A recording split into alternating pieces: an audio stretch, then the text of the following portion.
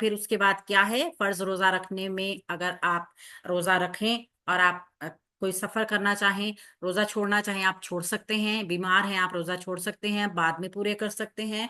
इसी तरीके से ताकत के बावजूद अगर आप रोजा नहीं रख रहे हैं तो आप फिदिया दीजिए। फिदिया क्या है, एक मिस्कीन का खाना, और अल्लाह ताला ने फरमाया कि अगर आप ऐसा करें तो खुशी के साथ कीजिए, फिर उस खुशी का क्या है, आपको अजर मिलेगा। सूरह अल बकरा आयत नंबर 185, आऊज़ु बिल्लाहि मिनश शैतानिर रजीम, शहरु महीना रमबाना रमजान का, अल्लाजी वो जो, उनजिला नाजिल किया गया, फीही इसमें अल कुरान कुरान, हुदन हदायत है, लिन्नासी इंसानों के लिए, व बय्यिनातिन और वाज़े दलीलें हैं, मिनल हुदा हदायत में से, वल फुरकानी और बातिल और हक का फर्क करने वाली। फा फिर, मन जो कोई, शाहिदा हाजिर हो, मिन कुम तुम में से, अशहरा इस महीने को, यानी जो कोई तुम में से इस महीने को पाले, फलियसुमहु तो चाहिए कि वो रोजा रखे इसके। अभी यहां तक कर लेते हैं, मेरा ख्याल है ये काफी लंबी आयत है ना, तो फिर इसको दो पार्ट में करेंगे। अभी यहां तक कर लेते हैं, फलियसुमहु यानी माह रमजान जिसमें कुरान नाजिल किया गया इंसानों के लिए हदायत है, और हदायत क्या है, हदायत की और हक बातिल का फर्क करने की वाज़ेह दलीलें हैं। तो तुम में से जो कोई इस महीने में हाजिर हो उसे चाहिए कि वो रोजा रखे। शहरु रमदाना, शहरु मरफू इसम आ गया हमारे पास, जुमला शुरू होते ही इसम आया, यानी जुमला तो इसमिया बनेगा, और मरफू इसम आ गया।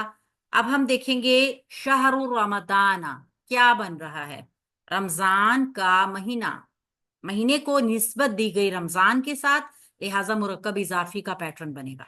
ठीक है, ये भी इसम है, ये भी इसम है, दो इसम आगे साथ साथ आगे। आप ये देख सकते हैं अल तनवीन के बगैर भी है, और दूसरा ये जो है आपको जो हालत जर में नजर आ रहा है गैर मुनसरिफ इसम होने की वजह से, रमदाना जो है ये गैर मुनसरिफ इसम है, ये इसकी हालत जर है। ठीक है, रमजान का महीना, अल्लाजी वो जो, अल्लाजी इसम मौसूल है, और आप देख रहे हैं कि ये वाहिद है, अल से मारफा है, री बता रहा है वाहिद का जिक्र है, और जमा के लिए क्या इस्तेमाल होता है, अल्लादीना, ये अल्लादीना की वाहिद है। उनजिला नाजिल किया गया, उनजिला यहाँ पे पहले पे पेश है, दूसरा साकिन होने के बाद तीसरे पे जेर है, और चौथे पे जबर है। पेश जेर जबर पैटर्न है मजहूल का, माजी मजहूल का ये पैटर्न है, लिहाजा फेल आ गया मजहूल हमारे पास, वाहिद मुजक्कर गायब, नाजिल किया गया, नून जालाम इसका रूट वर्ड है। जब फेल मजहूल आता है तो आगे फाइल नहीं होगा। ठीक है, कौन होगा, नाइबुल फाइल होगा। अगर मजहूल जुमले में आगे आप ढूंढेंगे तो आपको फाइल तो नहीं मिलेगा, लेकिन फाइल के स्टेटस में जो चीज मौजूद होगी नाइबुल फाइल होगा।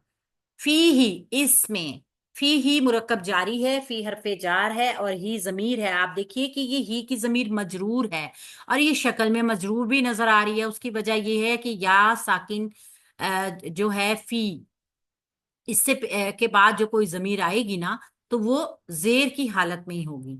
ठीक है, फी हरफे जर और ही मजरूर जमीर, ये बन गया मुरक्कब जारी का पैटर्न। अल कुरान, अल कुरान इसमें अल कुरान, अब देख लिए उनजिला जो आया फे मजहूल, उसके लिए ये नाइबुल फाइल बनकर आया।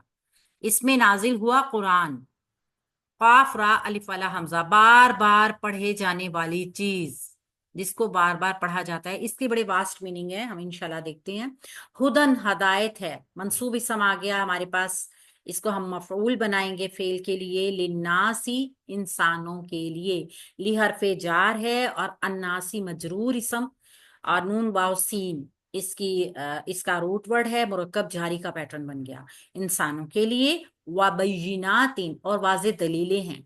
अब इन दोनों को मुरक्कब अतफी के जरिए जोड़ सकते हैं, और फिर ली हरफे जार के लिए मजरूर कर देंगे, लिन्नासी वबय्यिनातिन इंसानों के लिए, और वाज़ेह दलीलें हैं, बय्यिनातिन, अच्छा सॉरी, वाह हरफे अतफ है, बय्यिनातिन वाज़ेह दलीलें हैं, हुदन के साथ इसका जोड़ है, ये मंसूब है, और ये भी मफूल है, सॉरी ये मफूल है।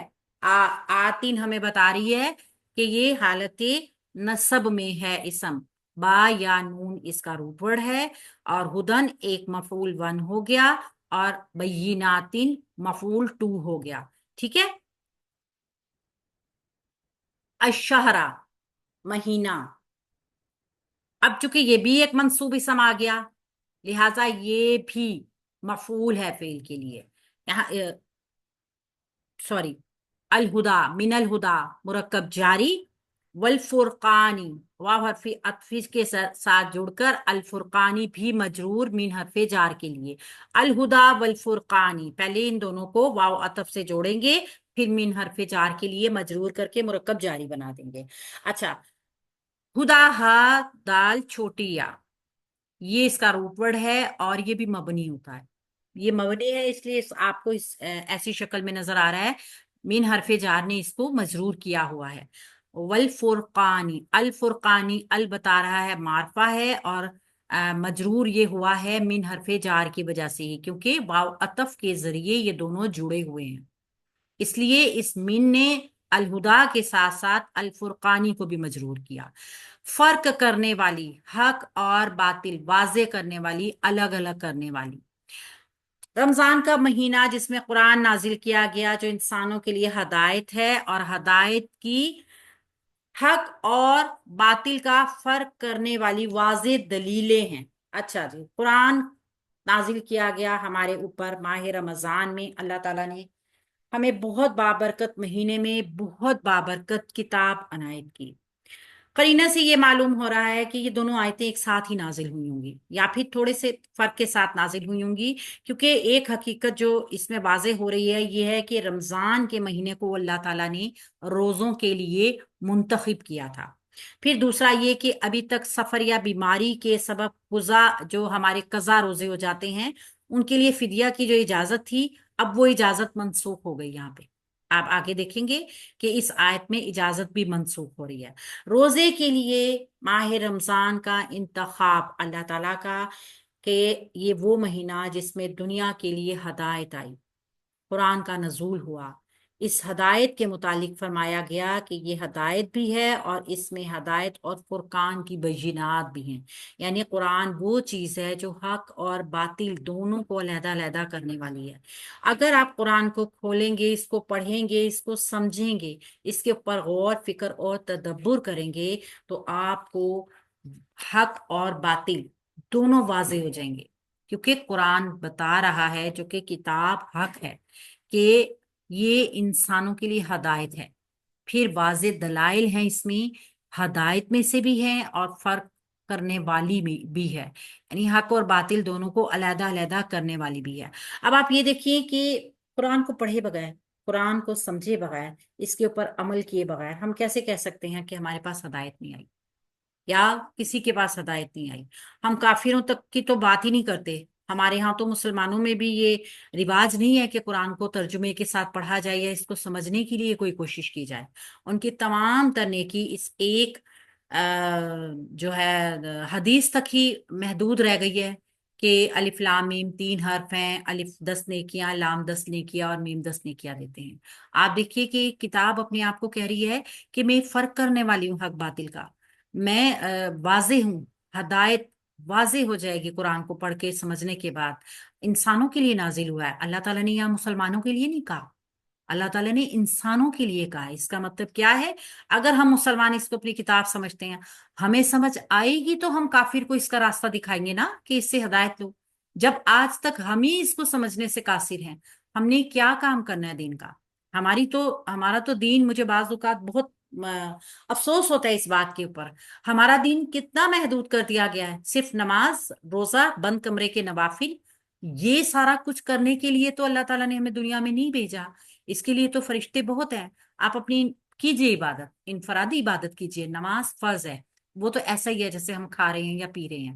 روزہ ہمارے جسم کا تزکیہ کر رہا ہے اس کو آپ عبادت نہ سمجھیے وہ تو ہم نے کرنا ہی کرنا ہے.